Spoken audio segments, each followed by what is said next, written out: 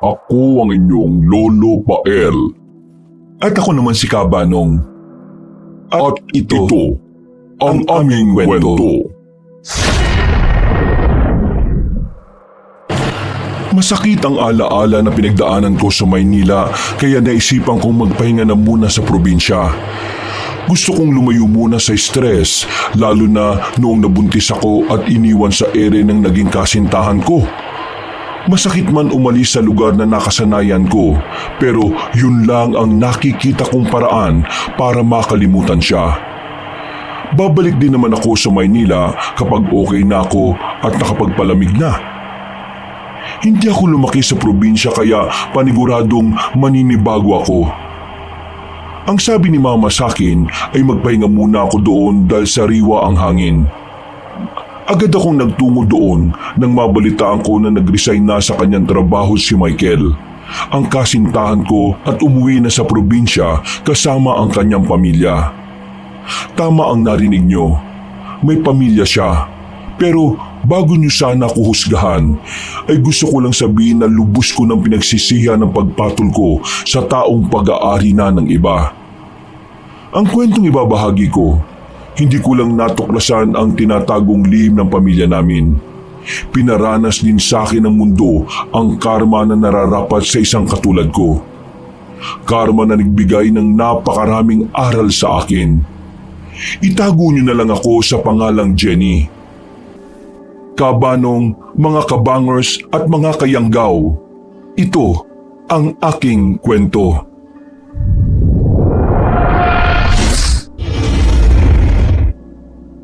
Bago nga pala magsimula ang ating kwento, sana'y mapindot niyo muna ang subscribe button at ang notification bell para lagi kayong nanonotify pag may bago tayong mga kwento. At huwag niyo rin kalilimutan mag-like at comment. Napakalaking tulong po ito sa ating channel para mas makapagatid pa kami sa inyo ng mga magaganda at mga nakakapangilabot na mga kwento. At ngayon, sa ating pagpapatuloy.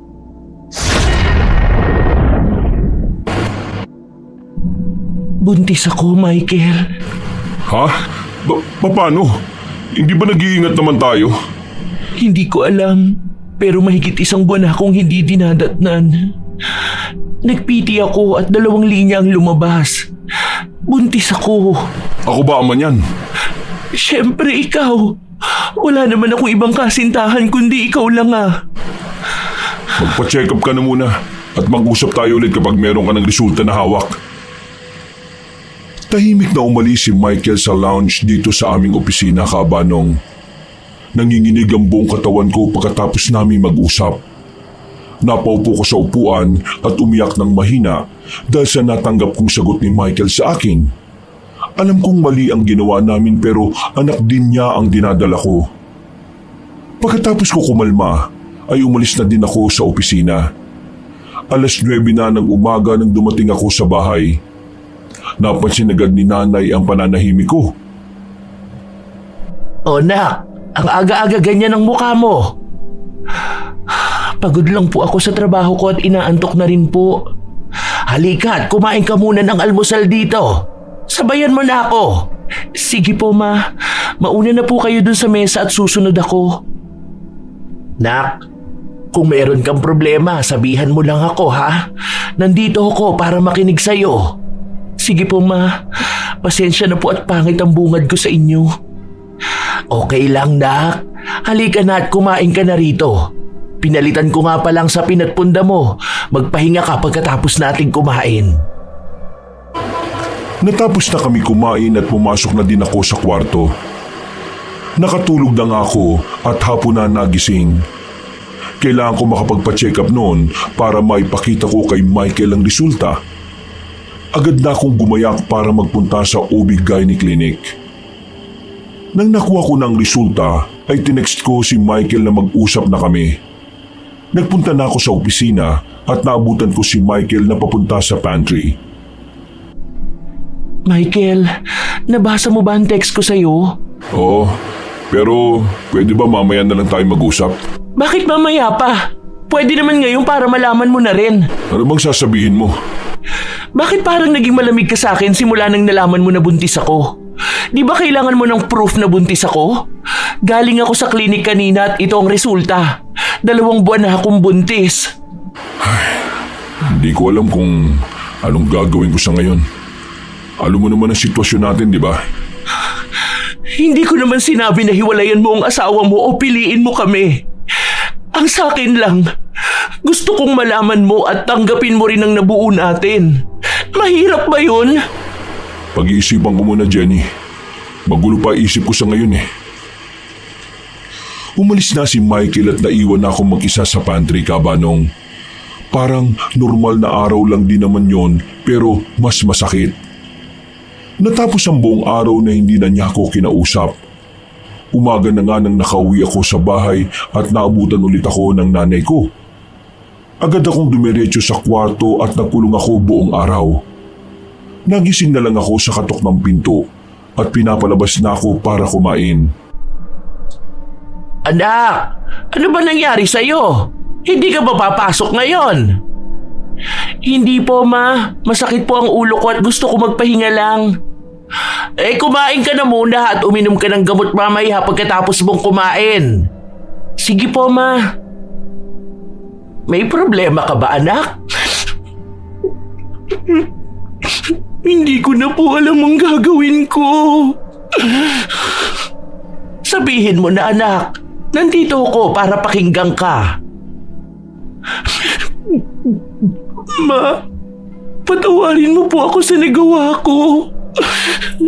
Nagmahal lang naman po ako pero hindi ko alam na meron palang kapalit ang bawat pagmamahal sa maling paraan. Ano ba yun, anak? Sabihin mo sa akin para maintindihan ko. Buntis ako, Ma. Pero Ha? Jenny? Buntis ka? Ilang buwan na at bakit malungkot ka na sinasabi mo sa akin yan ngayon? Patawad, Ma. Kasalanan ko to dahil mali ang pinili kong maging tatay ng anak ko. Iniwan niya ako sa ere. Sino ba ang lalaki na yan? Yung nobyo mo ba yan na bihira lang kung magpakita sa amin? Opo, Ma. Kaso wala na. Hindi ko na siya mahahanap pa dahil umuwi na siya ng probinsya kasama ng asawa at anak niya. Jenny, bakit? Bakit sa ganyang lalaki ka nagpabulag? Bakit pumatol ka sa may asawa? Hindi ko po alam, Ma. Masaya naman kaming dalawa kahit na nagtatago lang kami. Pero ngayon nalaman niya na buntis ako. Umalis na siya kasama ang mag-ina niya. Alam mo, Jenny, maling-mali ang pinasok mo. Dahil dyan, hindi ka makakalabas sa sitwasyon mo at may madadamay pang bata na hindi makikilala ang ama. Opo, Ma, alam ko po. Patawarin po ako ng Diyos sa nagawa ko. Hindi ko pwedeng irason na nagmahal lang ako ng maling tao. Anak, pasensya na. Pero hindi kita kukonsintihin sa ginawa mo. Sa tingin ko kailangan mo pa din piliin ang sarili mo. Lalo na ngayon. Kailangan mong maging malakas. Anong gagawin ko, Ma? Mahal na mahal ko siya pero hindi ko magawang hanapin siya. Wala akong lakas ng loob dahil alam kong pangalawa lang din ako sa buhay niya. Hindi mo na kailangang habulin ang taong siya na mismo ang lumayo sa'yo. Sa tingin ko, kailangan mo din lumayo rito para makapag-isip ng maayos. Saan ako pupunta, Ma? Umuwi ka muna sa probinsya. Nandun ang lolo at lola mo. Maganda din sa buntis ang sariwang hangin at tahimik na lugar. Hindi pa po ako nakakarating doon. Pero kung yun ang tamang gawin para sa ikabubuti namin ng anak ko, gagawin ko po. Mahigpit ang pagkakayakap sa akin ni Mama. Alam ko na mali ang ginawa ko pero hindi magawang magalit sa akin ni Mama. Lumaki akong may buong pamilya pero pinili kong makatagpo ng lalaki na sisira sa pangarap kong buong pamilya din. Pumasok na ako sa kwarto ko. Madalas ay nakatingin lang ako sa kisame. Siguro nga tama na lumayo muna ako dito sa Maynila at maghanap ng kapayapaan sa probinsya. Kinabukasan ng umaga ay nagpaalam na ako at nagpasa ng immediate resignation letter sa pinapasukan kong opisina. Pinayagan naman ako dahil sa kalagayan ko. Jenny! Jenny! Buksan mo ang pinto! Tama na yan, Jose. Hindi makakatulong yan sa anak mo. Kaya nagkakaganyan ng anak mo eh. Dahil sinusunod mo palagi gusto niya. Kaisa-isang anak natin yan. Huwag mo nang pagalitan lalo na sa sitwasyon niya ngayon. Hindi sermon ang kailangan niya kundi unawa. Sa dinami-rami na pwede niyang mahalin, bakit yung meron pang pamilya? Oo pa. Pasensya ka na at mali ako ng desisyon sa buhay. Pero huwag niyo na husisihin si Mama dahil ako ang may gusto nito. Kung pwede ko lang ibalik ang panahon, sana hindi. Tama ka na, Jose!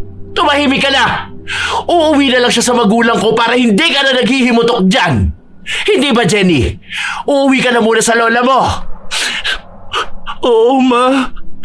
Pasensya ka na sa mga nagawa ko at sa nangyayari sa buhay ko. Pumasok na ulit ako sa kwarto dahil umalis na din si Papa. Nakita ko pa na hinabol siya ni Mama. Kita ko sa mga mata ni Papa na galit siya sa akin at alam kong hindi niya matatanggap tong dinadala ko. Lumaking family-oriented si Papa kaya mahalaga sa kanya ang pamilya. Habang inaayos ko na ang mga gamit ko, hindi pa rin tumitigil ang pag-agos ng mga luha ko. Kinabukasan ay nagising ako ng umaga. Nakita ko si Mama na nagkakape sa labas ng balkon namin. Nilapitan ko siya at sinabi ko na ngayon ako aalis papuntang probinsya. Ma, pasensya na kayo sa problemang dinala ko sa inyo. Alam ko po na dismayado si Papa sa akin. Sana balang araw mapatawad at matanggap niya din ang magiging apo niya. Huwag kang mag-alala, anak. Matututunan din ng Papa mo na tanggapin kayo. Mag-iingat ka dun sa probinsya, ha? At palagi kang makinig sa mga matatanda. Sana bumalik ka pa rin dito para mabuo ulit tayo. Kayanin mo ang lahat ng pagsubok, anak. Nandito lang ako palagi para sa inyo. Maraming salamat, Ma. Kayo din, ha? Huwag niyong pababayaan ang sarili niyo. Magdulungan kayo palagi at wag po sana magsawa kay Papa kahit laging mainit ang ulo niya. Oo naman, nagsumpaan kami sa hirap at ginhawa. Tumawag ka sa akin pag gusto mo nang makakausap, ha? Opo, Ma. Lilibangin ko po ang sarili ko at balitaan niyo po ako kay Papa.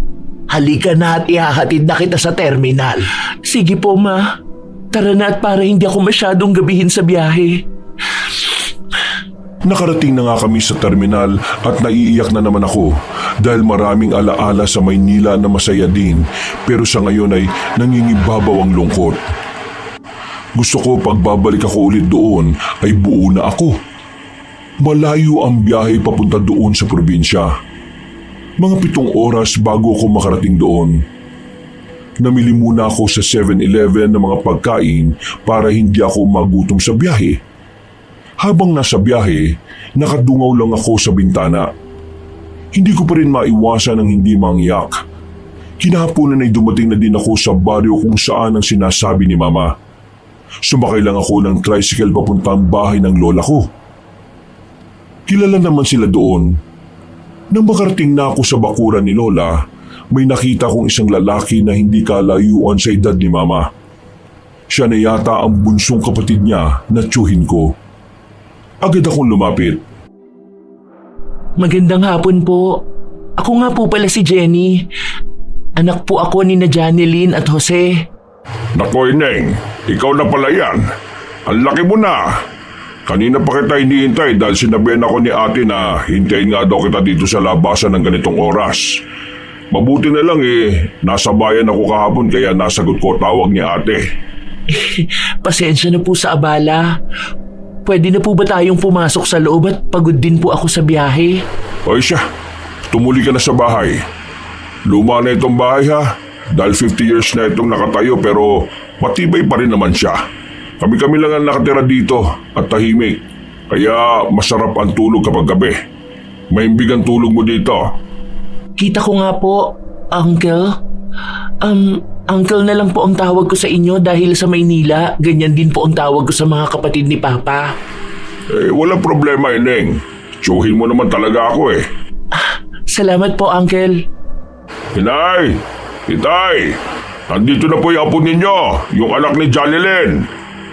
Aba, napakalaki na ng apo ko ah.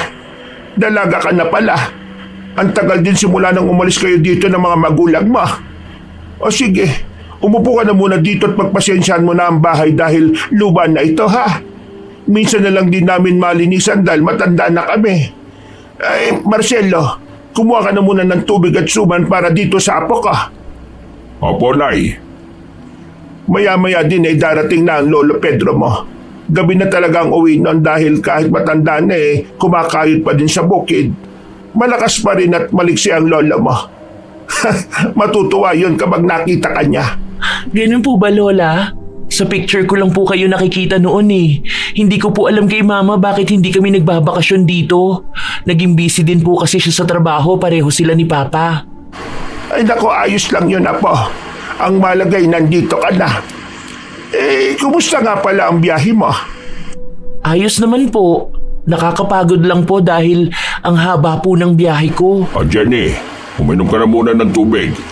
Akin na muna yung gamit mo at iaakit ko sa silid mo sa taas. Sige po, Uncle. Salamat po. Sabihan mo na ang uncle mo para makapagpahinga ka na rin sa taas. Sige po, Lola. At gusto ko na rin po muna mahiga at umidlip saglit.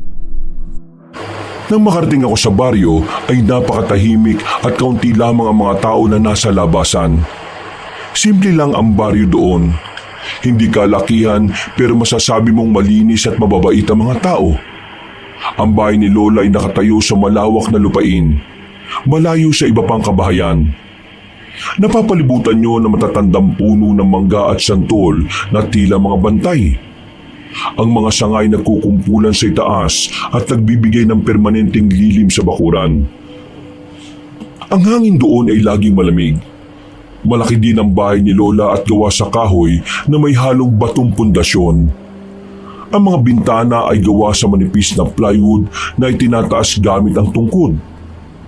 Meron ding ikalawang palapag na may magandang balkon sa gitna. Makikita mo ang bumbakuran sa labas kapag tumambay ka doon. Pero habang papasok ako sa bahay ni Lola, may kung anong mabigat na nararamdaman ko. Habang papasok na kami, ay biglang umihip ang malamig na hangin. Tumaas ang balahibo ko. Parang iba ang nararamdaman ko kabanong pero binaliwala ko na muna dahil nakita kong nakangiti si Lola. Umakyat na nga ako sa taas. Ang silid ko pala ay nasa parteng gitna na merong balkon. Humiga na ako sa higaan at saka tuluyan ng nakatulog. Nagising na lamang ako nang mag-uumaga na at talaga nga namang napasarap ang tulog. Tumayo na ako at sumilip sa balkon. Jenny, gising ka na pala. Halika, bumaba ka na dyan at kumain ka na ng almusal. Sige ho, Uncle. Salamat po. Apo, lumabas ka na dyan at kumain ka na muna. Humigop ka ng mainit na sabaw sa umaga. Sige po, Lola. Bababa na lang po ako maya-maya. Maabutan mo ang iyong lolo Pedro sa baba. Sabayan mo na kami sa almusal. Magandang umaga po.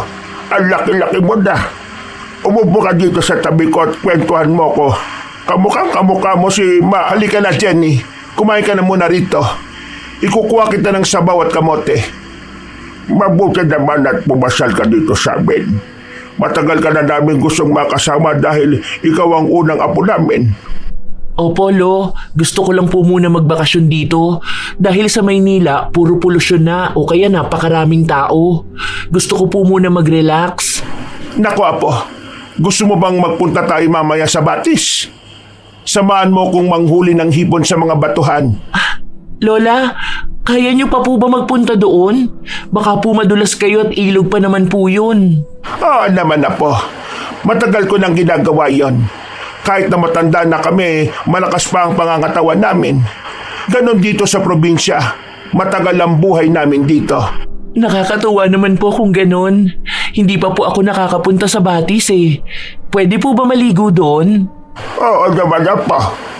Pwede at malinis ang tubig dito. Madalas kami doon ng lola mo nung anak pa namin ng nanay mo.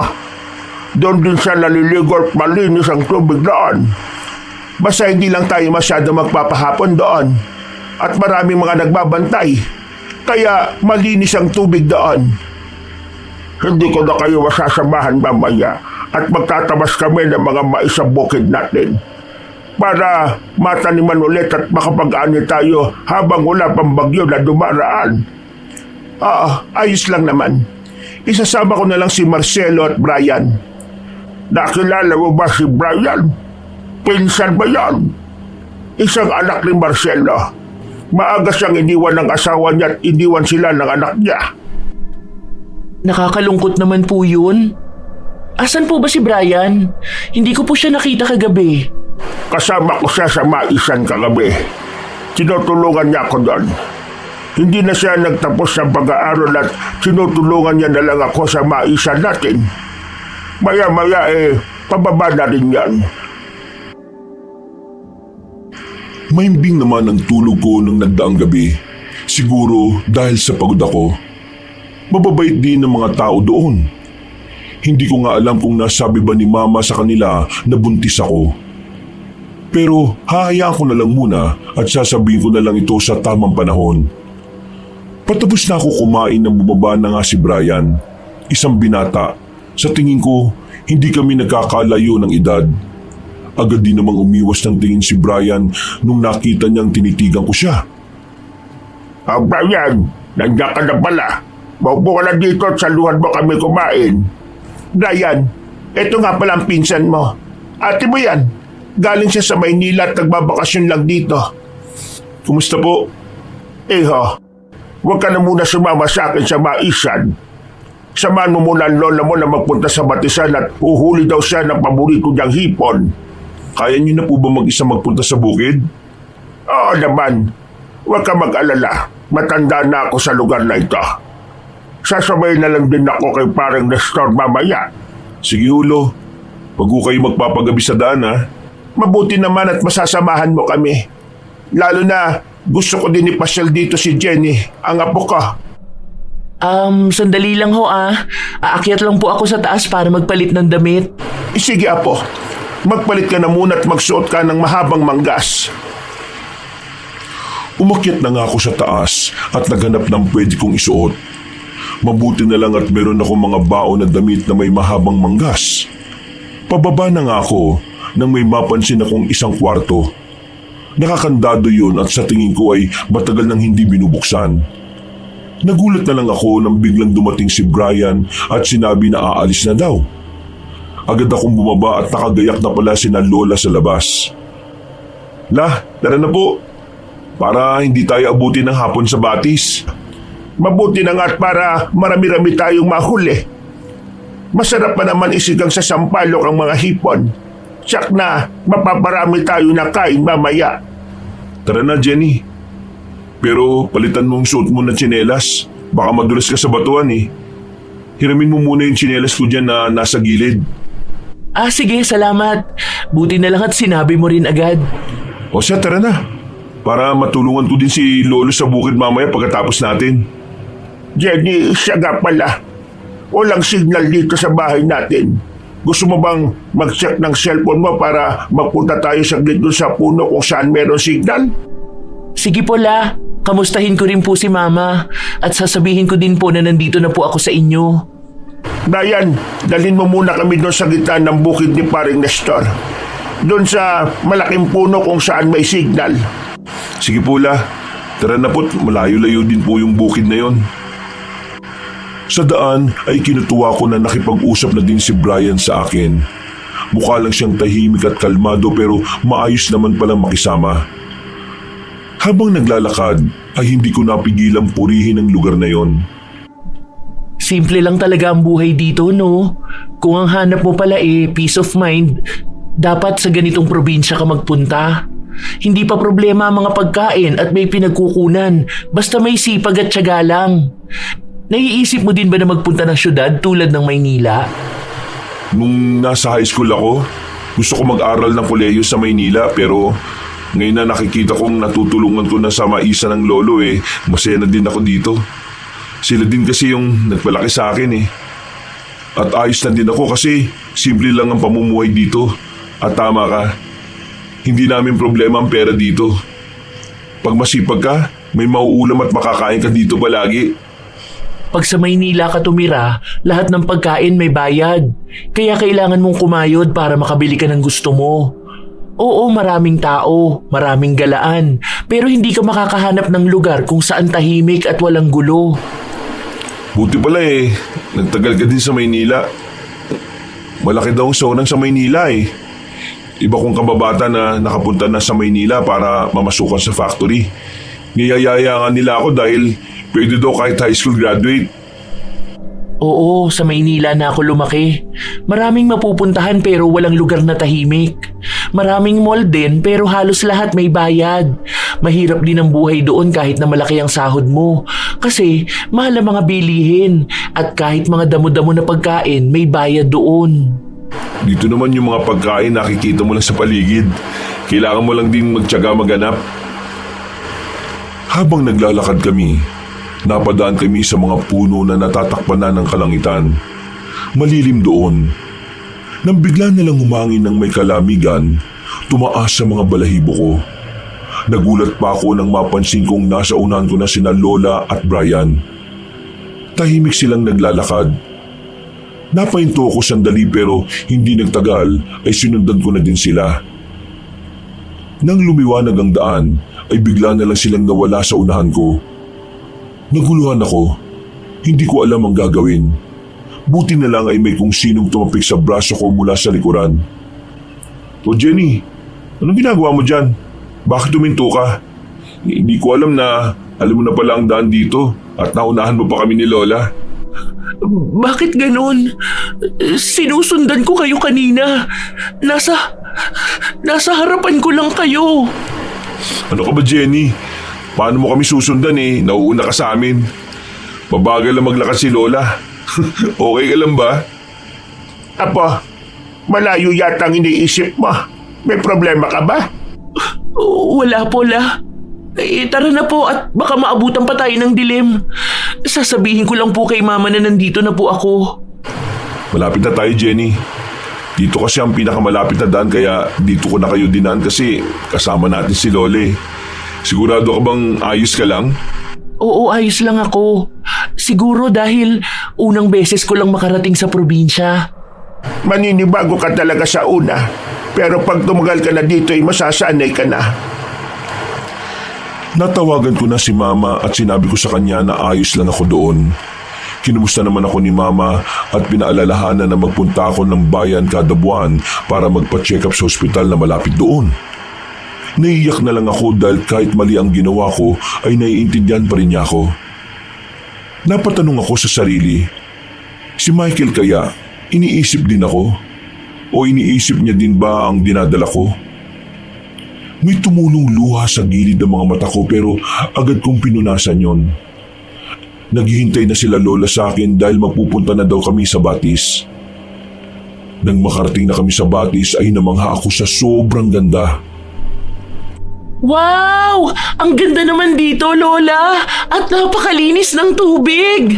Maganda talaga dito tagong lugar to kaya malinis. Walang masyadong nagpupunta na tao.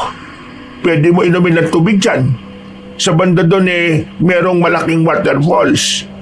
Doon kami madalas ni Lolo mo magpainga. Kaya lang, hindi na kita masasamaan dahil mahirap makatawid ang katulad ko na may katandaan na. Brian, samahan mo muna si Jenny doon sa waterfalls. Sige po La. Oh, tara na Jenny. Malapit lang yun kaya lang kailangan ng kaunting lakas dahil marami tayong aakyat din na batuhan Mabuti na lang pala at pinasuot mo sa akin ang tsinelas na to. Baka kung hindi mo napansin ang suot ko kanina, nadulas-dulas na ako sa bato. Madulas din kasi ang suot mo na sandals. At baka mahirapan ka din maglakad lalo na malayo ang pupuntahan natin. Tara na. Sandali lang po Babalik din po kami kagad. Sige na, Apo. Maghanap din muna ako ng lugar ng mga hipon dito para matulungan mo ako humuli mamaya. Dali mo na din yung cellphone mo, Jen. Para makuhanan kita ng picture sa waterfalls. Ay sige, para meron ding alaala na pumunta ako dito sa lugar na to. Sana minsan makapunta rin ako dito kahit mag-isa ko na lang. Siguro kung pupunta ka dito, sasamahan na kita.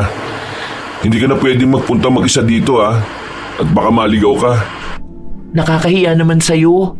Hindi ba malaking abala yun? Hindi naman. Naging masaya nga ako at may nakakausap akong halos kaedad ko lang Sana magtagal ka pa dito at mapuntahan pa natin yung mga magagandang tagong lugar.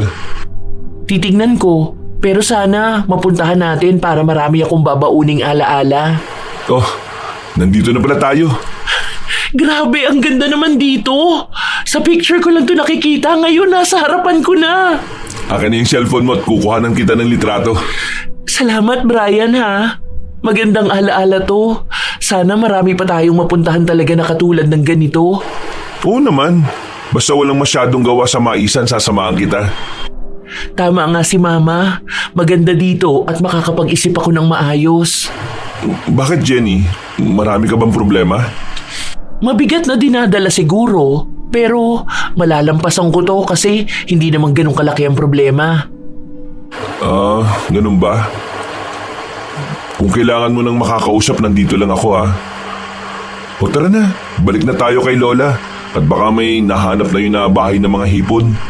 Tara na, balik na lang tayo rito sa susunod para maligo. Baka hinahanap na rin tayo ni Lola. Pagkabalik namin kay Lola ay nalaman namin na nakahanap siya ng lungga na may matatabang hipon. Nang mahuli na namin ay agad kaming bumalik sa bahay para makapagpahinga. Ako na din ang nagluto ng hipon dahil paborito ko yon at isa sa mga specialty ko ang sinigang na hipon. Tsak na mapaparami ako ng kain. Marunong ka ba, Apo, magluto niyan? Ay opo la, paborito ko po itong sinigang na hipon. Mabuti na lang po at meron kayong mga sampalok. Abay, marunong ka nga talaga. At ganyan nga ang klase ng pangsigang namin. Merong nabibiling powder sa tindahan kaya lang malayo pang lakarin Kaya ang ginagamit namin pangsigang ay mga tanim lang din namin na santol, bayabas o sampalok. Kahit na laking syudad po ako la, tinuruan naman po ako ni Mama na magluto ng ganitong klaseng ulam. At mas masarap naman po ito sa powder.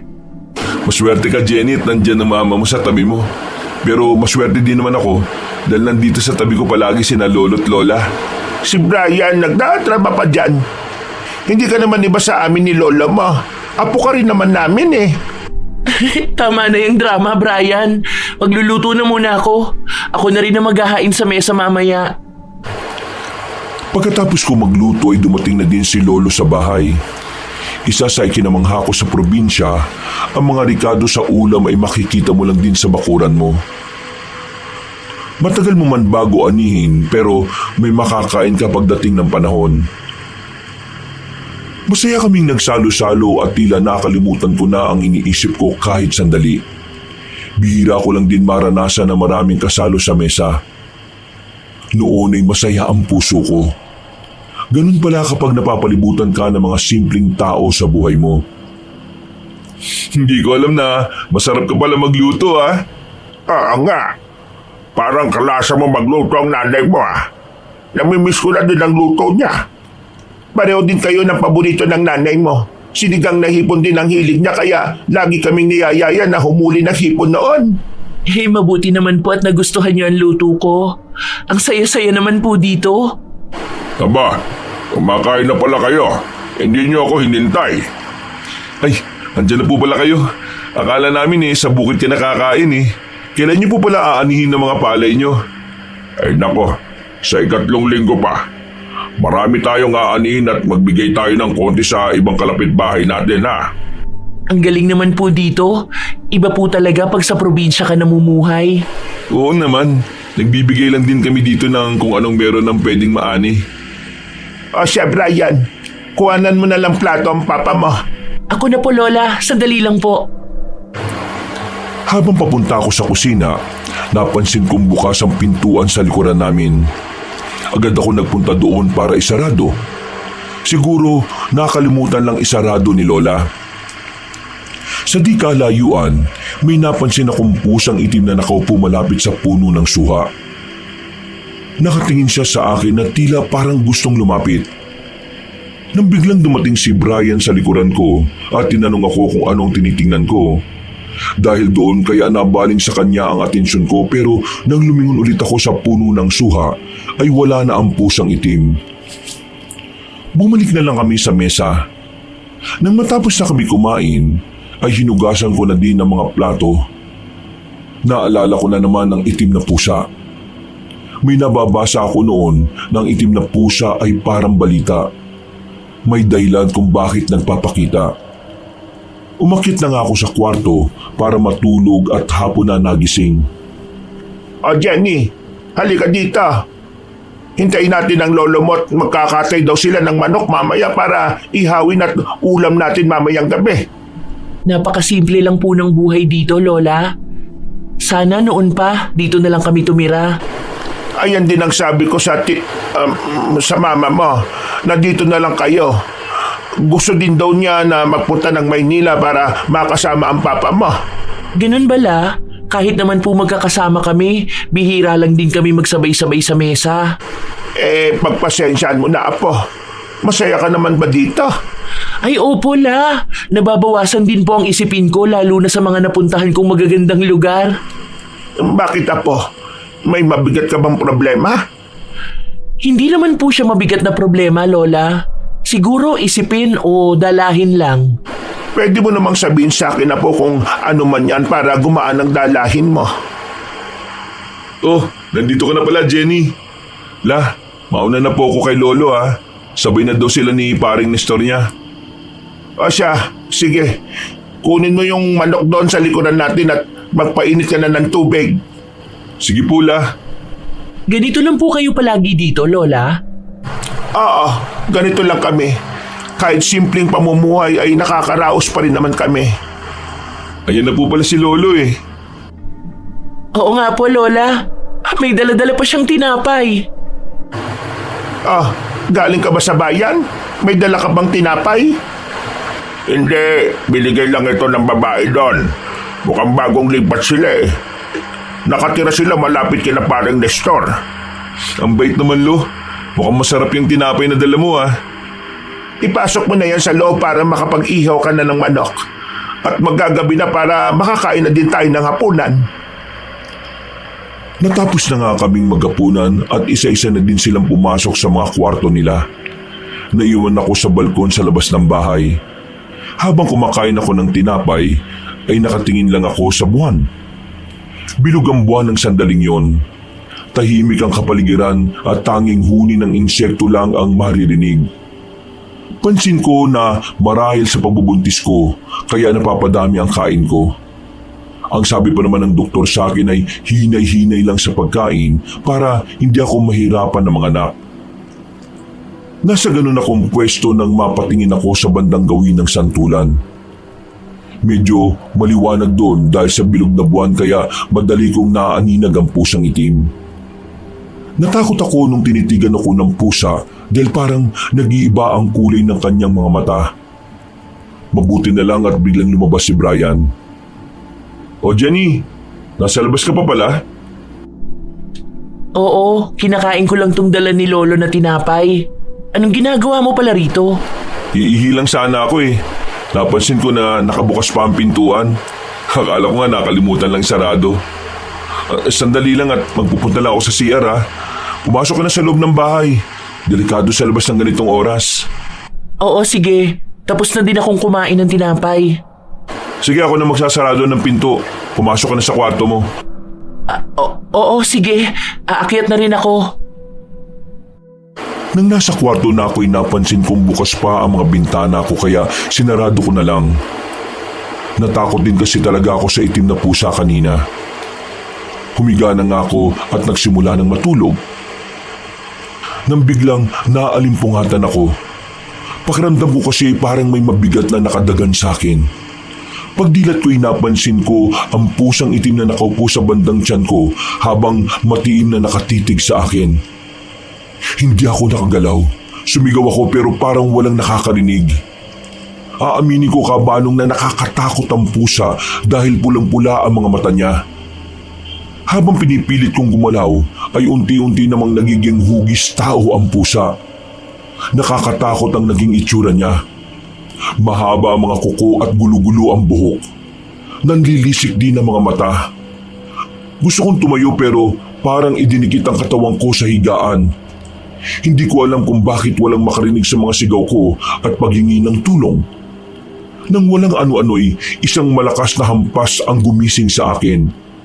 Pagdilat ko, nandoon si Brian, nakatayo at nag-aalala ang muka. Jenny, ayos ka lang ba? Kanina ka pa umuungol eh. May itim na pusa dito. Napansin mo ba? Ha? Wala naman ako nakitang itim na pusa. Nananaginip ka yata. Meron. Nakakatakot. Naganyong tao ang pusa at nakakatakot ang itsura. Panaginip mo lang yun, Jenny. Gusto mo bang bumaba na? Magigising na din sila at aakit na ang sikat ng araw. Natatakot ako. Paano kung bumalik yung itim na pusa na yon?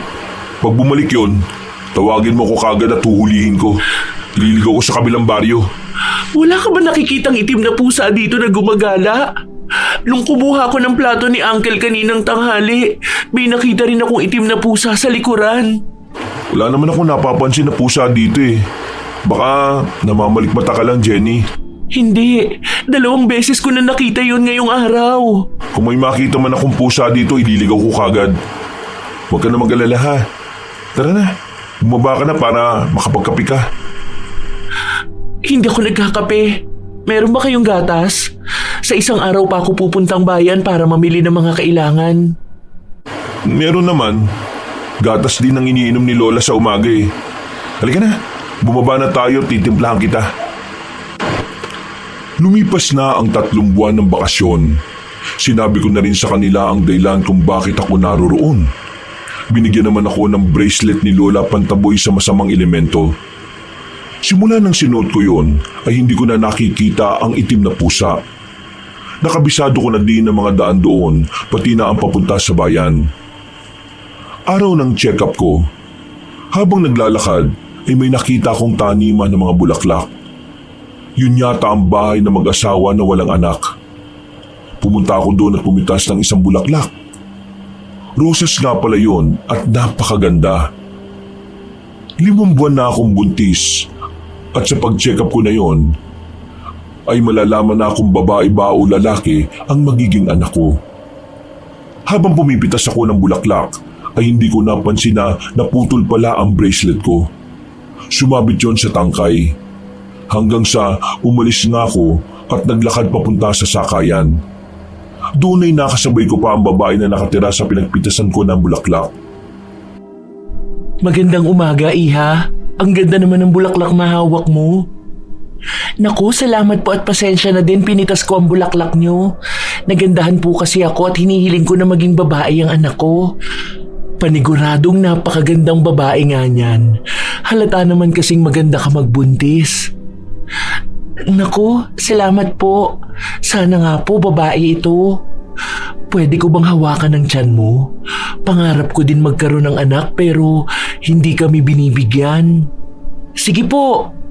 Ang laki na pala ng baby mo. Ilang buwan ka na ba? 5 buwan na po. Saan po kayo pupunta? Diyan lang sa ikalawang kanto pero lalakarin ko na lang. O sige, mag-iingat ka ha. Maraming salamat po. Ingat din kayo. Nanggaling na nga ako sa ospital at babae ang anak ko. Mangyak-ngyak ako nang nalaman ko na babae ang dinadala ko. Pagkatapos ko sa ospital, ay pumunta ako ng palengke para mamili ng iba pang gamit ng baby at makatawag sa mama ko. Natuwa naman ang mama ko na babae ang baby ko. Umuwi na daw ako doon sa Maynila kapag malapit na ang kabuwanan ko. Hindi ko alam kung gugustuhin ko pa bang umuwi doon kasi masaya na ang pamumuhay ko sa probinsya. Nakarating na nga din ako sa bahay. Doon ay excited akong sinalubong ni Lola. Apo, anong balita sa check-up mo? Mabuti naman po. Healthy po at babae po ang baby ko. Sabi na babae yan eh. Blooming ka kasi. Ikaw naman, ang bola ka pa. Tara na, pagsaluhan natin tong pansit na dala ko. Brian, iakyat mo muna sa kwarto niya ang mga pinamili niya. Mukhang mabigat yan, Jenny. Sana nagpasama ka na lang kay Brian. Oo nga. Maaga din kaming natapos magtabos ngayon sa maisan eh. Sana sinamahan na kita. Naku, Brian, malaking abala pa sa'yo yun eh. At sa ulado ko na ang daan dito. Saglit lang Jenny ha. Iakyat ko lang itong mga gamit mo. At kainin na natin yung dala mo. Bilisan mo. Baka pagdating mo ubos na namin to ni Jenny at baby niya. Tapos na namin pagsaluhan ng pansit. Paglabas ko sa balkon ay may nakadungaw na babae sa gate namin. Siya yung babae na kasabay ko kaninang umaga. Nakita ko din na may bitbit siyang mga prutas at nagmamasid sa bahay namin. Pupuntahan ko na sana nang biglang dumating si Lolo Pedro. Binigay sa kanya ng babae ang dalang prutas saka siya umalis. Apa, pinabibigay na kaibigan mo ta. Kainin mo daw para maging healthy ang baby mo. Ay, ang bait naman po niya. Nakakahiya naman. Kaninang umaga lang kami nagkakilala. Hindi ko pa naitanong ang pangalan niya. Aling Terry ang pangalan niya. Bagong lipat lang sila dyan nung nakaraang buwan. Siya din ang nagbigay sa akin ng tinapay. Mukhang galing pa sila sa ibang bansa eh. Kaya naman pala. Sila talaga ang may-ari ng bahay na abandonado dyan. Ang sabi-sabi ng iba nasa ibang bansa daw yung may-ari. Pero bakit kaya ngayon lang sila bumalik? Kung titingnan mo luma na yung bahay nila. Matagal nang hindi tinitirhan yan. Simula nang namatay ang panganay kong anak. May anak pa po kayo? Oo, matagal na siyang patay. Ilang dekada na rin. Mahirap ipaliwanag ang detalye at sigurado na hindi mo maiintindihan. Ngayon ko lang din yan nalaman la. Bakit hindi niyo po siya kinukwento sa amin? Sa tuwing naaalala ko siya, nandito pa rin ang kirot sa puso ko. Parang kahapon lang na nawala siya sa amin. Tama na yan. Pumasok na tayo at malapit ang magapunan. O siya, tara na Jenny sa loob. May nahuli akong isda sa ilog Ihawin na lang natin at lagyan natin ng sabaw. Kailangan mo yun para sa baby mo. Ikaw na lang, Brian, ang mag-ihaw at si Jenny na lang ang magluto ng sabaw. Bawal sa buntis ang makalanghap ng usok. Magtatakip silim na din bawal mahamugan ng buntis. Binabalatan ko ang apple na bigay ni Aling Terry dahil natakam akong tikman agad yon. Habang binabalatan ko, parang may uod akong nakita pero biglang nawala din. Nagkibit balikat ako. Iniisip ko na lang na siguro sa pagod ko lang sa biyahe papuntang bayan. Tapos na din kaming kumain ng hapunan. Nasa loob na din ako ng kwarto ko. Sinarado ko na lang ang bintana at pinto sa balkon. Nakahiga na ako at tinitignan ang gallery sa cellphone ko. Napukaw ang atensyon ko nang tinitigan ko ng mabuti ang picture ko sa waterfalls. Ayun yung unang beses kong pumunta doon. Parang may nakasilip na babae sa gilid ng mga bato. Habang sinuzoom ko ang picture, ay bigla na lang namatay yun. Nalobat na pala. Hindi ko na masyadong pinagtuunan ng pansin ang nakita ko. Iniisip ko na lang na baka may nakasabayan lang kami na naliligo doon. Itatanong ko na lang din siguro kay Brian kinabukasan. Brian, naaalala mo ba ang unang beses nating punta sa waterfalls? Yung kasama natin si Lola magpunta sa Batis? Oo naman. Ako pa mismo kumuha ng litrato sa iyo nun, di ba? May ipapakita ako sa'yo. Kagabi kasi habang nagtitingin ako ng picture, may napansin akong babae na nakasilip. Hala ka, meron na. Parang ngayon ko lang nakita ang babae na yan dito sa baryo ah. Parang pamilyar ang mukha niya. Hindi ko lang maalala kung saan ko siya nakita Sigurado ka Jenny, bago mukha lang yan dito. Oo, makikilala natin yan kapag nakita ko ulit siya. Nandiyan pala kayong dalawa. Brian, kasama ka ba sa akin ngayon sa maisan? Opo Lo, para maaga ka din po matapos. Sige na po, magpunta na po kayo habang maaga pa. Nung umalis na sila Lolo at Brian, lumabas na muna ako sa bahay. Nagpunta ako sa likuran at kumuha ko ng bungang kamyas. Habang namimitas ako, nakita ko na naman ang familiar na pusa. Matagal niya akong tinitigan bago umalis. Pumasok na nga ako sa loob ng bahay at kinain na ang kamyas na dala ko. Sakto namang nagluluto si Lola ng kakanin pang merienda mamaya. Sasamahan ko na din si Lola na magdala ng merienda sa maisan. Habang nag-aayos ng pagkain si Lola ay nakita ko si Aling Terry sa labas ng gate kaya nilapitan ko siya kaagad. Ate Terry, salamat po sa binigay niyong prutas kahapon. Walang problema. Gusto ko lang nabigyan ka ng prutas para sa baby mo. Ano po balang ginagawa niyo rito? Dadalawin lang sana kita. Wala kasi akong kausap sa bahay eh. Nagpunta sa bayan ng asawa ko. Sige po ate, mauna na po ako sa inyo ha. Pupunta pa kami ni Lola sa maisan para dalhan namin ng merienda si Lolo. Sandali lang Jenny.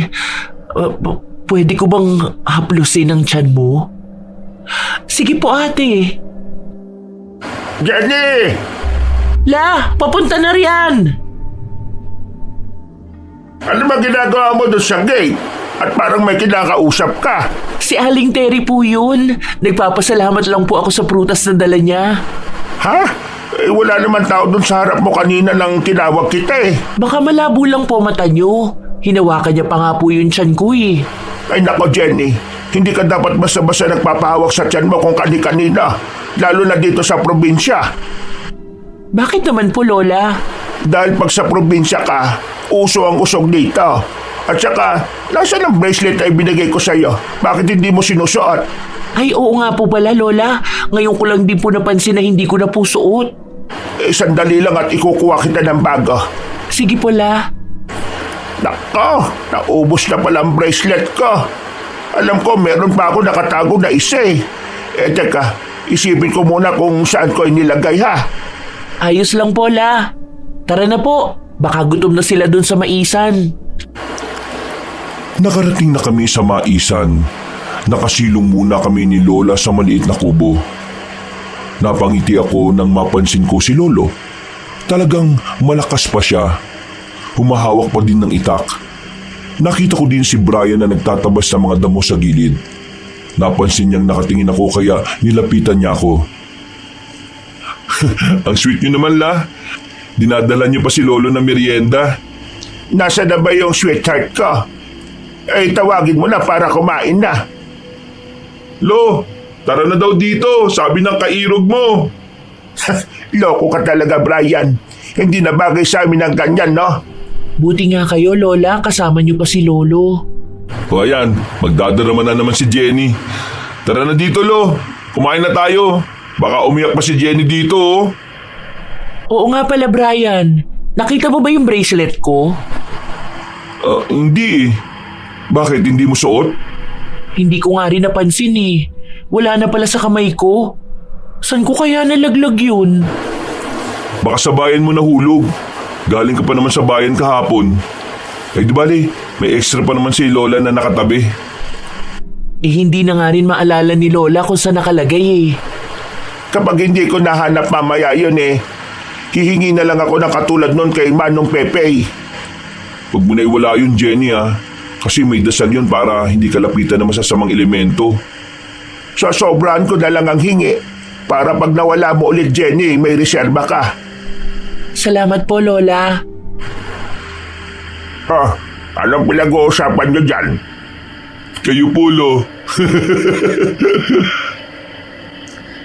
Naglalakad na nga kami pabalik sa bahay. Kasama na namin si Lolo at Brian.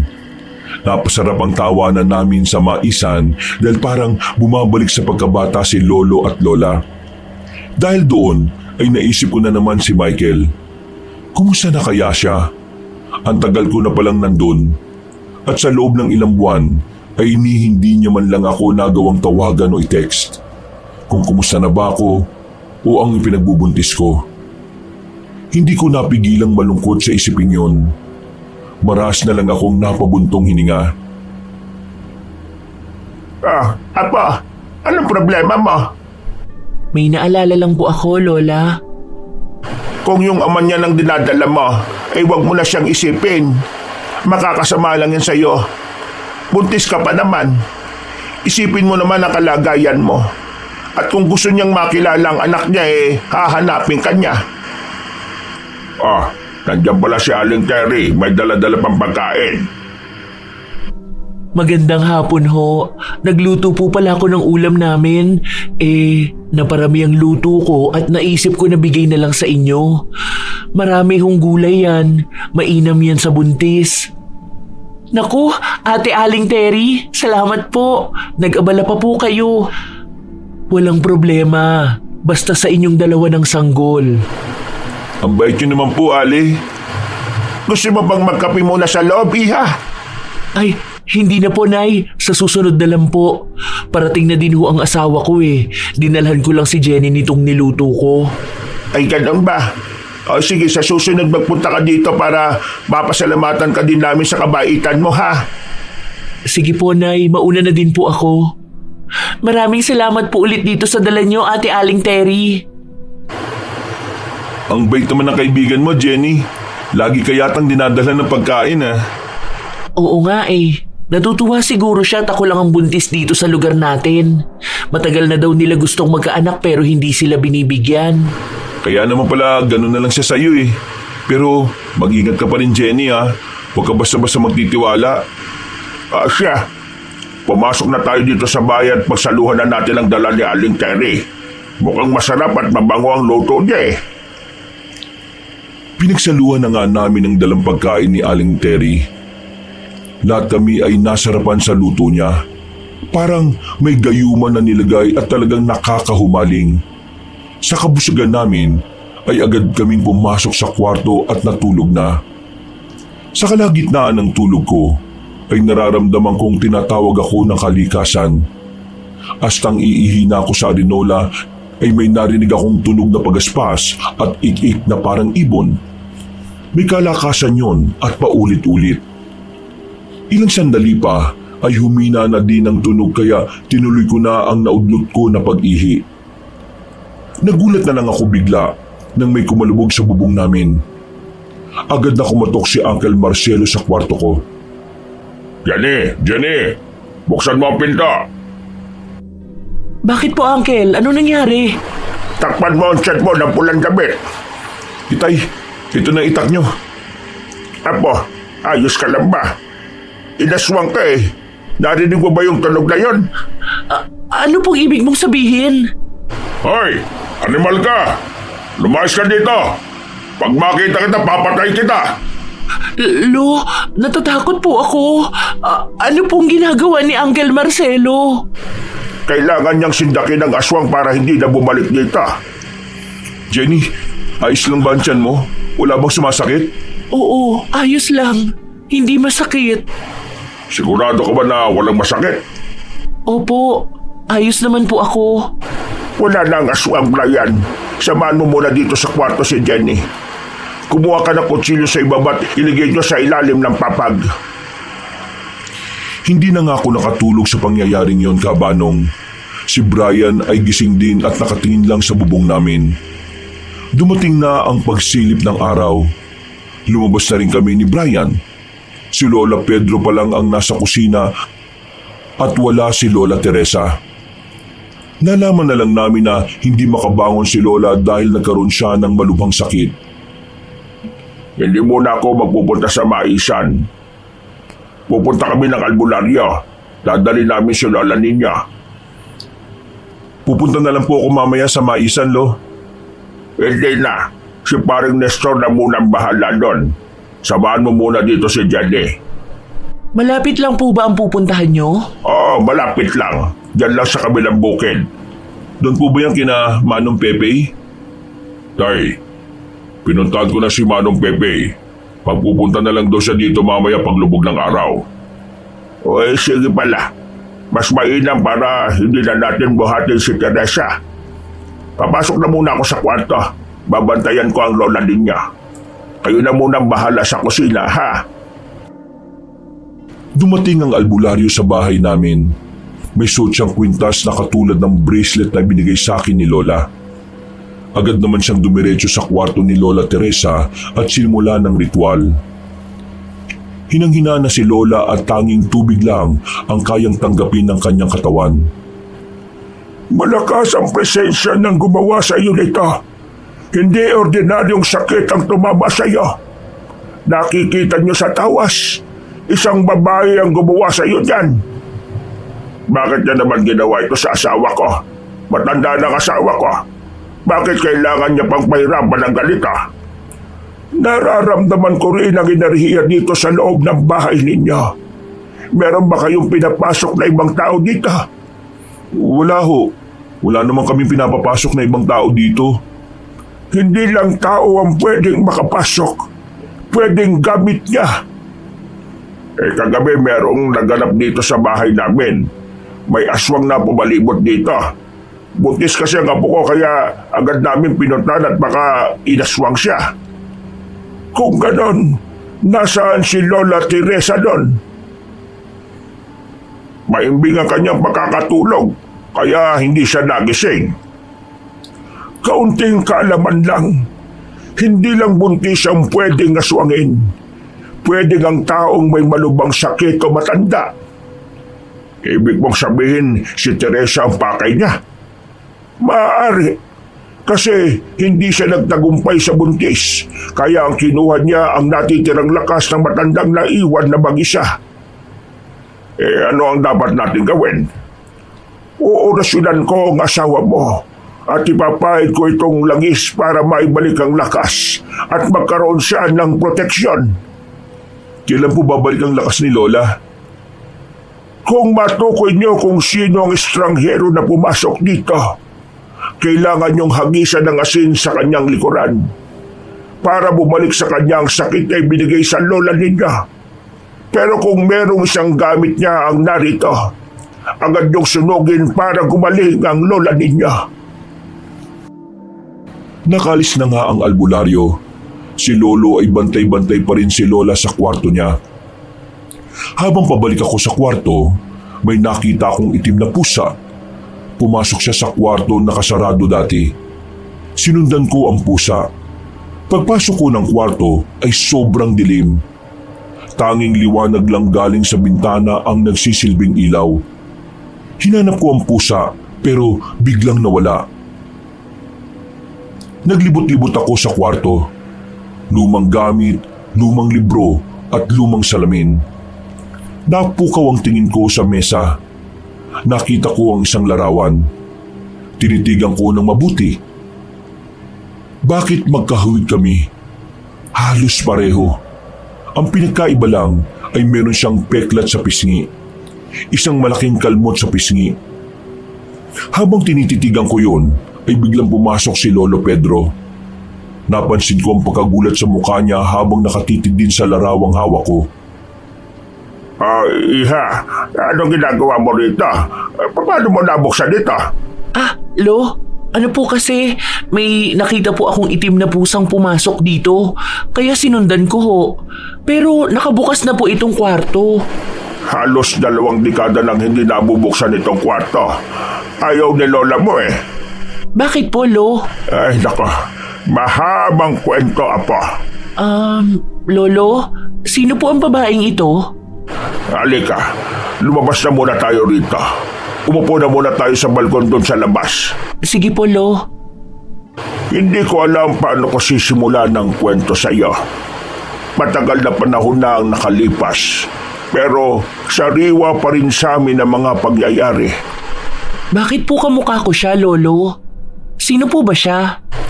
Siya si Maria, panganay na anak namin. 29 years old pa lang siya nung nawala siya sa amin. Kaya po ba ayaw siyang ikwento ni Lola? Oo, Apo. Isa siyang batang albularyo dito sa baryo natin.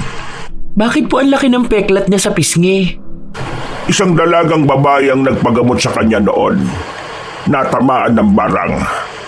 Malakas ang barang na nilagay sa kanya. Kaya sa kalagitnaan ng orasyon ni Maria, hindi inaasahan na minarkahan siya ng mambabarang sa pisngi niya. Isang paalala na huwag siyang makialam. Pero dahil naawa si Maria, ginawa niyang lahat para maalis ang barang sa babae. Ang bait niya naman po. Paano po siya namatay? Hindi niya napatay ang magbabarang dahil namatay din ang dalagang babae. Lumipas ang ilang buwan ay nagdalang tao si Maria. Sa kasamaang palad, namatay ang asawa niya. Simula nang namatay ang asawa niya, lumipat na dito sa bahay si Maria. Habang nakikipaglaban noon si Maria sa mambabarang, ginamitan din siya ng orasyon nito. Sa oras na mga anak si Maria ay mamamatay siya. Kaya nung isinilang niya yung anak niya, ay nawalan siya ng buhay. Nakakalungkot naman po ang nangyari sa kanya. Oo nga pala, Lolo. Nasaan na ang anak niya? Apo, ikaw ang sanggol na tinutukoy ko. Ha? Ako po? Paano pong ako? Eh may mama po ako.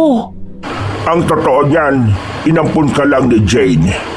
Gusto naming lumaki kang may buong pamilya. Si Jane, bagong kasal lang noon. May sakit siya sa matres kaya hindi siya mabuntis-buntis. Bakit hindi niyo po sinabi sa akin nung dumating ako rito? Gusto na naming makalimutan ang nakaraan. Kaya nilihim namin to sa lahat. Lo, aakyat po muna ako sa kwarto. Matapos kong malaman ang lahat, umakyat na ako sa kwarto. Umiiyak ako. Hindi ko alam kung bakit inilim nila sa akin ang tungkol doon. Bakit inilim sa akin ni Mama? Lumabas ako ng bahay at nagpunta sa puno kung saan may signal. Kailangan ko makausap si Mama. Gusto ko malaman ang lahat. Habang papunta ko, wala pa rin tigil ang pagtulo ng luha ko. Hanggang sa makarating na nga ako sa puno. Hello na! Buti na patawag ka! Totoo ba? Totoo bang hindi mo ako tunay na anak? Sinong nagsabi? Sagutin mo, Ma, please! Gusto ko malaman ang totoo! Nak, hindi ka man galing sa akin. Tunay na anak ang turing ko sa'yo. Mahal na mahal kita, anak. Gusto kong lumaki kang may buong pamilya. Buo? Naging buo ba tayo sa bahay? Hindi naman po, di ba? Laging wala si Papa, nasa trabaho. Binababad niya ang sarili niya sa trabaho. Patawarin mo ko, anak, kung hindi ko nasabi sa'yo to. Gusto kong bigyan ka ng bagong buhay, bagong pamilya. Sana sinabi mo na lang sa akin, Ma. Naiintindihan ko naman. Sorry, anak. Totoong mahal at tinuring kitang tunay na anak. Ikaw ang kahilingan namin. Patawarin mo ko, anak. Sige po, babalik na ako sa bahay. Naglalakad na ako pauwi sa bahay, naguguluhan. May nakita kong isang kubo. Kubo na walang dingding kung saan pwedeng magpahinga dahil presko ang hangin. Umupo muna ako doon. Nag-iisip habang nakatingin sa malaking bundok. Ayaw kong magalit kay Mama kasi siya ang nag-alaga sa akin. Hindi ko man nakilala ang tunay kong magulang. Kinumpleto naman ako ni Mama sa pag-aaruga niya. Umihip ng malamig ang hangin. May narinig akong tumatawag sa akin. Si Brian. Pinapauwi niya na ako. Hindi pa man ako nakaka-recover sa nalaman kong pagkatao ko. Meron pa siyang dalang masamang balita. Nang makauwi na ako. Apo, wala na ang lola mo. Iniwan niya na ako. Iniwan niya na tayo. Ha?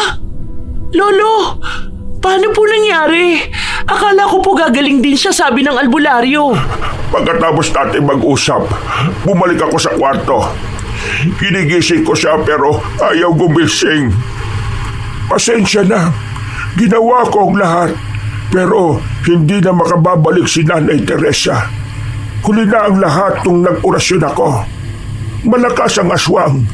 Inubos niya ang lakas ng lola ninyo. Lola, pasensya na po kung nagalit ako sa inyo dahil naglihim kayo sa akin. Iya, Mag-iingat ka.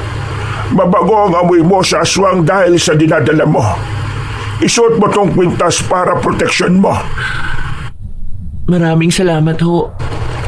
Iwasan nyo na din ang magpapapasok ng sino mang tao dito sa bahay ninyo.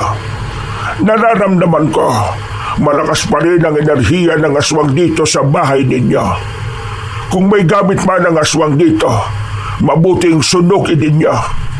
Sige po, salamat po sa paalala. Lumipas na ang 3 buwan. Malapit na ang kabuwanan ko. Hinihintay ko na lang mag-alas 9 ng umaga. Parating kasi noon si Mama. Hanggang sa mga sandaling yon ay hindi pa rin makausap ng maayos si Lolo. Hindi na siya nagpupunta sa maisan. Nakatingin lang siya palagi sa malayo. Hiling ko noon na sana hindi magkasakit si Lolo. Naging matamlay na din kasi siya. Para na lang siyang patay na nabubuhay. Habang inihintay ko si Mama, napansin ko si Aling Terry sa labas ng gate.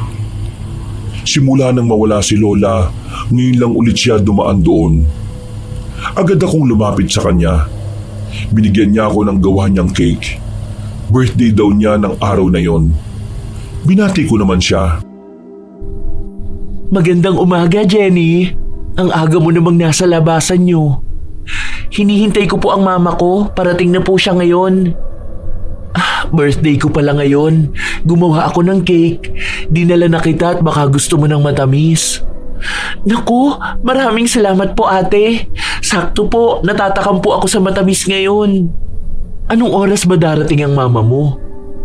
Maya-maya po nandito na din si mama. Alas 9 daw ang dating niya rito eh. Ganun ba? Sana makilala ko rin ang mama mo. Ang laki na ng tiyan mo ah. Ilang buwan na ba yan? 8 buwan na po. Ilang araw na lang po, kabuwanan ko na. Malapit ka na pala mga anak. Alagaan mong mabuti ang sanggol mo ha. Pwede ko ba hawakan ang tiyan mo? Sige ho. Ay, aba, maliksi ang anak mo ah. Ang lakas sumipa. Mukhang matapang paglaki niya. Salamat po ate. Sana nga po. Siya po ang lakas ko kaya kinakaya ko po kahit na mag-isa ko lang. Huwag mo na isipin ang mga ganyan. Malapit mo na makita ang baby mo. Oh, sige na pala. Mauna na ako ha at baka dumating na rin ang asawa ko. Sige ho ate. Maraming salamat po dito sa cake. Pabalik na ako sa bahay. Nakita ko si Brian na papunta sa likuran namin. Agad ko naman siyang sinundan. Kanina pa pala siya naroon. Habang sinusundan ko siya, pumasok siya sa CR. Kaya bumalik na lang ako sa harapan para umupo sa balkon. Habang nakaupo ako doon, kinain ko na ang cake at hindi pa rin lumalabas si Brian sa CR. Napatingin ako sa gate namin. Nakita ko na papasok si Brian at kumakaway pa sa akin. Nang lumapit siya sa akin ay tinanong ko kagad siya. Ngayon ka lang ba dumating? Ha? Oo, bakit? Galing ako sa maisan eh. Maaga kami natapos dahil kaunti lang naman yung mga tatabasin namin. Wala pang 2 minuto eh. Nakita kitang pumasok sa CR. Ha? Sigurado ka ba? Ngayon lang ako dumating eh. Kaninang alas 5 pa ako umalis. Sino pala yung nakita ko na yun? Naku, hindi ako yun. Nasaan nga pala yung kwintas mo? Oo nga no. Hindi ko pala suot. Teka, naiwan ko yata sa kwarto. O sige, bilisan mo. Parating na rin ang mama mo. Ano pala itong nasa upuan? Bakit may lupa dito na maraming uod? Ha? Anong lupa? Cake yan na binigay ni Aling Terry kanina. Paano naging cake yan? Lupa yung nasa upuan. Tingnan mo mabuti oh. Ano ka ba Brian? Kulay lupa pero cake yan. Hintayin mo ako dyan ha. May kukunin lang ako. Ay, ano ba yan Brian? Bakit mo ako sinabuyan ng asin? Oh, tingnan mo yung nasa upuan na sinasabi mong cake. Ano yan? Bakit ang daming uod? O ngayon nakita mo na. Sino nagbigay sa'yo niyan? Si Aling Terry. Galing lang siya dito kanina. Lumabas si Brian ulit. Pupunta daw siya sa bahay nila Aling Terry. Pero hindi ako pumayag na maiwan. Sumama ako. Nasa labas na kami ng bakuran ni Aling Terry nang napansin namin na sarado ang pintuan at walang ilaw maging sa loob ng bahay. Ang itsura nga pala ng bahay ay parang galing sa pagkasunog noon. Papasukin sana ni Brian pero may isang matandang lalaki ang dumaan at sinabing huwag kaming tutungtong sa bakuran na yon. Dating tirahan daw ng aswang yon. Nakatinginan kami ni Brian at saka mabilis na umalis. Nang makarating kami sa bahay, pinuntahan kagad namin si Lolo. Ganun pa rin ang itsura niya. Malungkot at nakatingin na lang sa malayo. Nakaupo na kami ni Brian sa balkon. Doon na din kami nag-usap. Napagtanto ko na kaya siguro ang bait-bait sa akin ni Aling Terry dahil balak niya palang kunin ng anak ko. Matagal niya na pala akong sinusubaybayan. Nakakatawa mang isipin pero naisip ko pa noon na posibleng siya din ang itim na pusa na nakikita ko. Hindi kaya si Aling Terry ang aswang na sumugod nun sa bahay natin? Yung bago mawala si Lola Teresa? Siya siguro yun. Natatanda mo nung binigyan niya tayo ng ulam pagkagaling natin sa maisan? Oo, maaga tayo nakatulog at inaswang tayo. Sa tingin ko binigyan niya ng orasyon yun para maaga tayo makatulog. Nakakatakot naman, Brian. Kaya pala sarap na sarap ako palagi sa binibigay niyang pagkain sa akin. Ano pa mga binigay niya sa'yo? Bukod sa pagkain, wala na. Pero palagi niyang hinihimas ang tiyan ko tuwing nagkikita kami. Hindi ko siya matanggihan pag hinihiling niya na haplusin ang tiyan ko. Mabuti pa siguro. Magpunta tayo kina Manong Pepe. Tara na, puntahan na natin. Hinintay na muna namin makarating si Mama bago kami umalis ulit ni Brian. Ang mahalagay may kasama si Lolo sa bahay. Mabilis kaming naglakad ni Brian papunta kina Manong Pepe. Habang naglalakad kami, mabigat ang pakiramdam ko at parang may sumusunod sa amin na hindi nakikita. Mas lalo pa namin binilisan ni Brian ang paglalakad nang may umihip na malamig na hangin. Nagtaasan ang mga balahibo namin. Nang makarating kami kay Manong Pepe, agad namin kinuwento sa kanya ang nangyari. Kumusta kayong dalawa? Manong, tulungan niyo po kami. Kilala na namin ang aswang na tinutukoy ninyo. Tulungan niyo po ako. Iba na po yung pakiramdam ko ngayon. Bumibigat po ang tiyan ko. Sige, humiga ka. Uurasyonan kita. Manong, hinawakan po ng aswang ang tiyan niya. Nako iha, bakit pinapahawak mo ang tiyan mo? Nilalagyan na niya yan ng marka kung kailan niya kukunin. Ano po ang kailangan naming gawin? Pinapasok niyo ba ang aswang sa bahay ninyo o sa bakuran ninyo? Hindi po. May gamit ba siya na nasa loob ng bahay ninyo? Meron po. Nung dinala niya kami ng ulam, tinabi ko po yung Tupperware. Ganito ang gawin niyo. Pag nakauwi na kayo mamaya, agad yung sunugin ang gamit niya para hindi na siya makapasok sa bahay ninyo. Sige po, Manong. Ano pong gagawin namin kapag may pumuntang aswang sa gabi? Eto, gamitin mo. Buntot ng pagi yan. Kapag narinig niyo ang aswang, iampas niyo sa bubong o sa dingding ninyo para matakot ang aswang. Tandaan niyo, kapag ang tunog niyang ikik ay malapit, ibig sabihin malayo pa siya. Pero kapag mahina na, nasa paligid niyo na lang siya. Meron pa po ba kayong kwintas para sa proteksyon ko? Kung nahawakan na niya ang tiyan mo, hindi natatalabang kahit na anong kwintas na may orasyon. Ang tanging gawin niya, mahampas mo siya ng harapan nitong buntot ng pagi.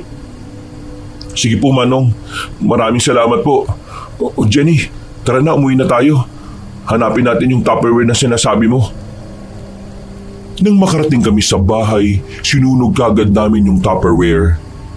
Dumating na ang kinagabihan, napansin kong bilog na naman ang buwan. Pumasok na ako sa kwarto.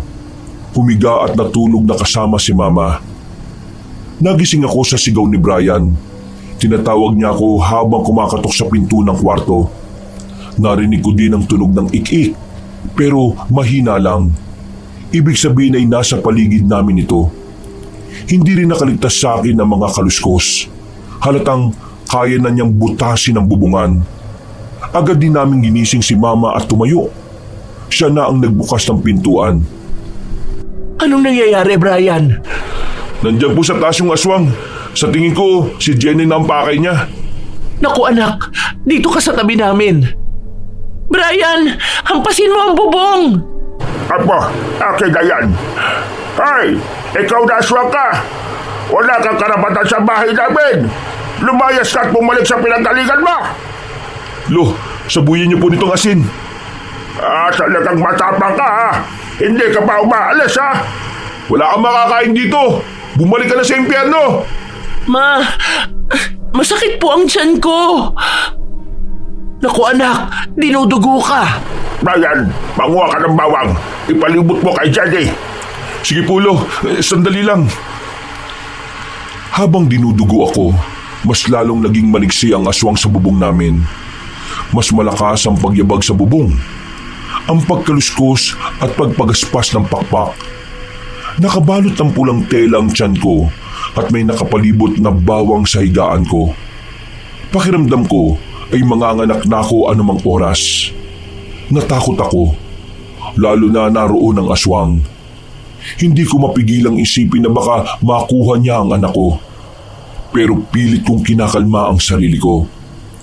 Hanggang sa wakas, dahil sa walang patid na pakikipagtagisan ng tapang ni na Brian at Lolo ay umalis na din ang aswang.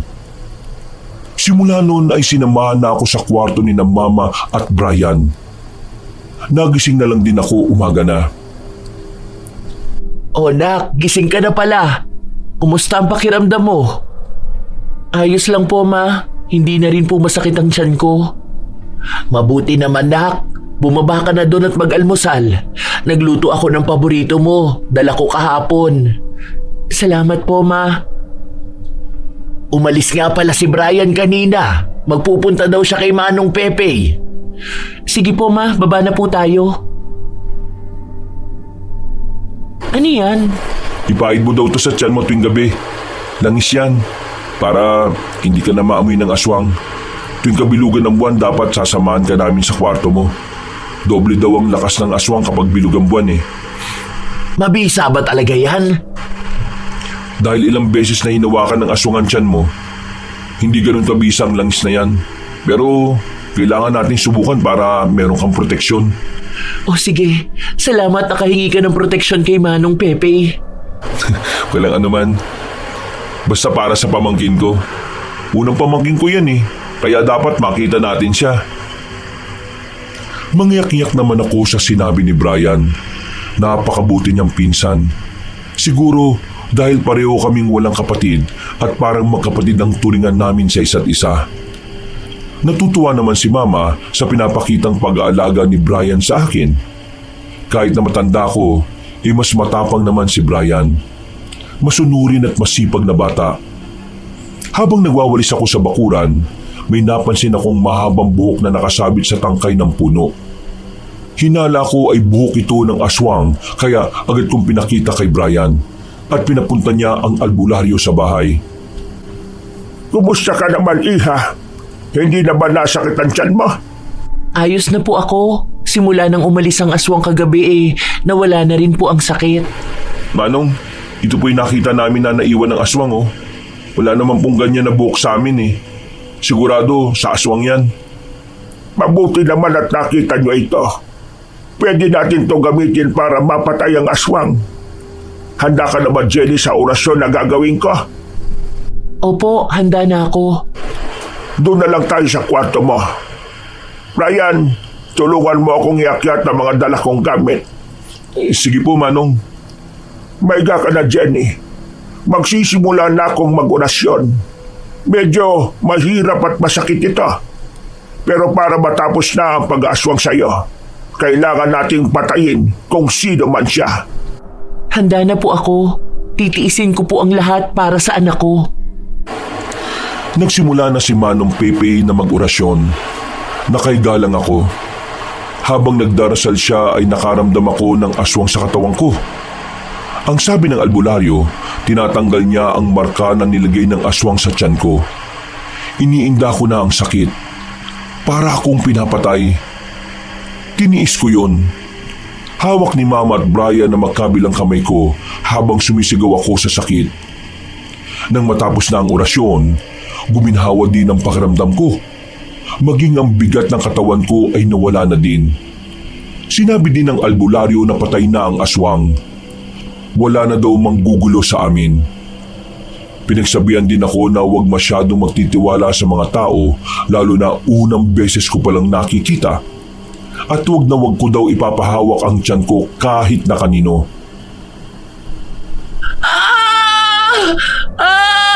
Mama!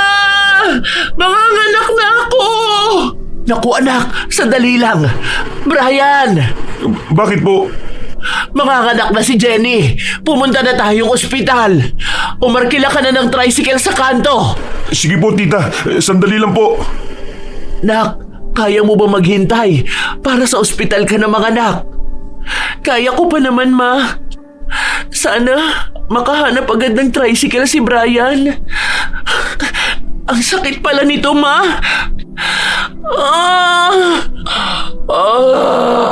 Konting tiis na lang, nak. Makikita mo na rin ang anak mo. Ma, wala pa po ba si Brian? Ayan na, nakita ko na. Sandali lang kukunin ko lang ang gamit mo. Sige po, ma. Kaya ko pa naman po tumayo.